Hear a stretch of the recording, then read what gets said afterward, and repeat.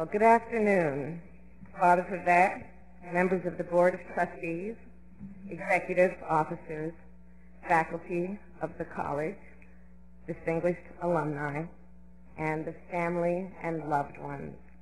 Please join me in congratulating the graduate students in the colleges of Arts and Sciences and the Macedon Graduate School of Management, and let us please yet again put our hands together in celebration of the University of San Francisco class of 2009.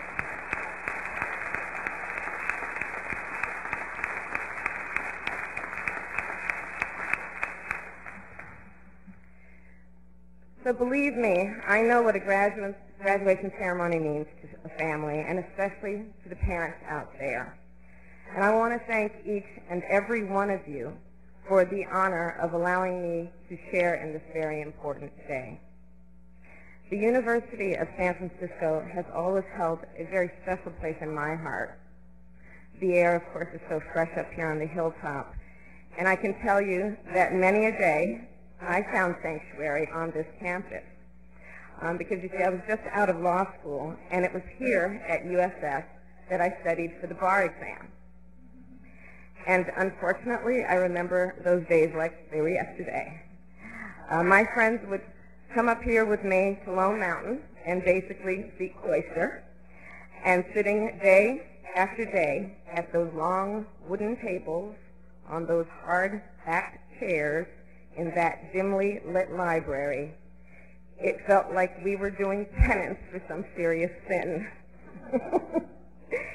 And you can believe me, there was a whole lot of praying going on, and thankfully our prayers were answered. And so graduates, in this moment of pomp and circumstance, allow me to address the circumstances of this afternoon. I know the job market is on the minds of families everywhere. It is true whether you received your MBA or your MFA, whether you are in the field of risk management or sports management. The world today is a very different place than the day you applied to graduate school. Just think of the transformations we've witnessed in the last year alone. The global crisis has accelerated the pace of historic changes in our economy.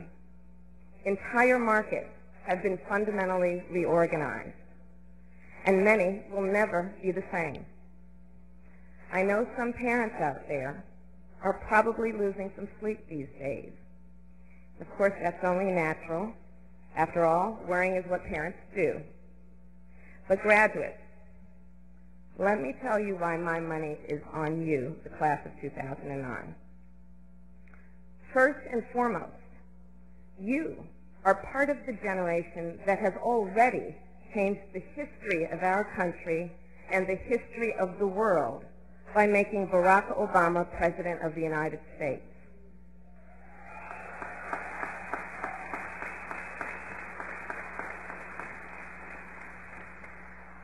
No other graduating class in modern times has entered an environment as challenging as the one we currently find ourselves in. And it is also true, no other generation has ever been more uniquely prepared to meet the challenge. In fact, to quote President Obama, it's a privilege and a responsibility afforded to few generations, and a task that you graduates are now called to fulfill. And so graduates, I'm here to say, I believe in you. We believe in you. In fact, we're going to be spending a lot of time trying to catch up with you. While some of us are still trying to figure out how to program that remote, and parents, you know what I'm talking about, these graduates, they can Twitter blindfolded with one thumb behind their backs. And graduates, you are a generation in constant communication. And believe me, as we watch you, we can see the method to your madness. It has something, I think, to do with an essential principle of management. You understand that organization is power. you understand something else too. You know that the old economic rules are over. Whereas the generations before you, new graduates, went out into the workforce to compete with the more senior guys, you know it's no longer a matter of measuring yourselves against more experienced workers in established industries and trades. For you, graduates, in your professional lifetime, success will be a question of defining what is new. Graduates, you can see the generational shift that is transforming our economy.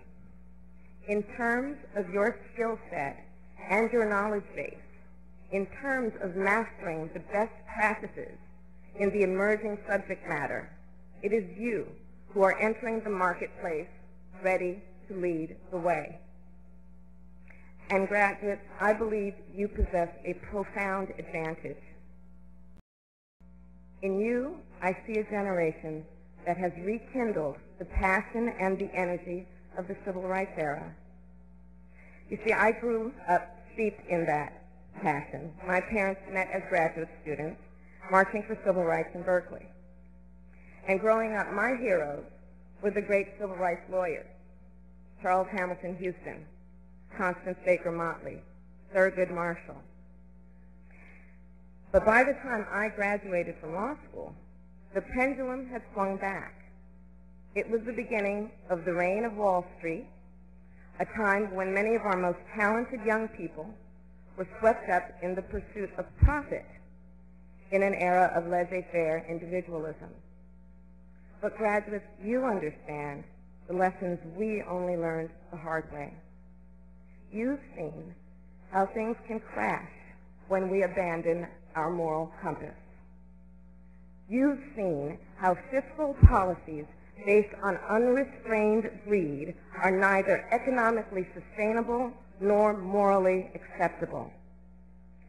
You've seen the impact of these policies cascading across billions of human lives around the globe. And you know that a nation's economic success cannot simply be measured by what happens on Wall Street alone.